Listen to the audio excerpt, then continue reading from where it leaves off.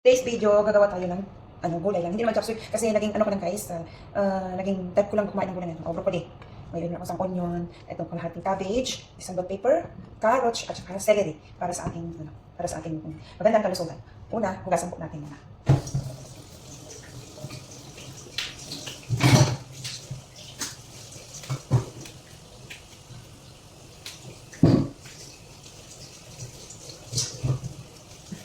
Sige, ako mag-hugasan.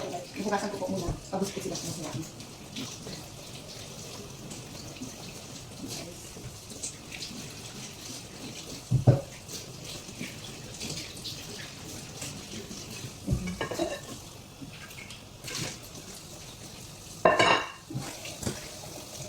Hiwain natin. Magayat tayo. Magayat tayo.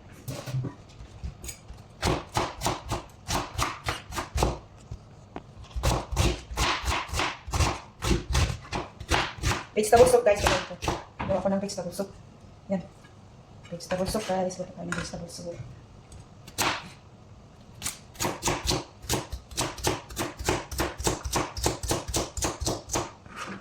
Yan. Yung broccoli, ganito lang gagawin ko. Hindi ganito lang. Ayan lang guys. Pero pirasohin natin. Hanggang natin sa isa sa tangkay. Tapos sa natin. Yan. Sarap. Suko makikot ng sabaw yan. Ay, naku. Tapos ito, bell pepper.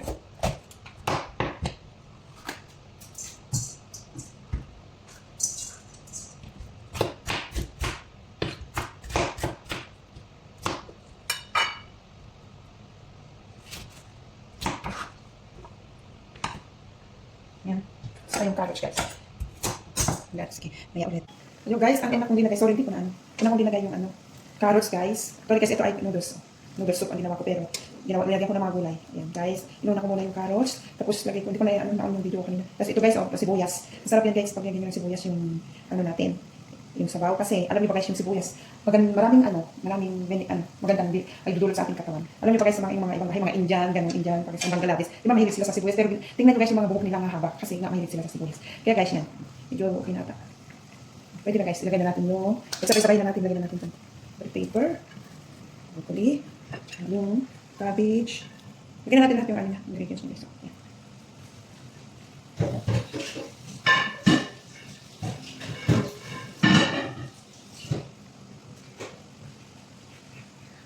Hintay lang natin kung kumulo ng konti. Kumulo lang ng konti guys. Pwede na yan.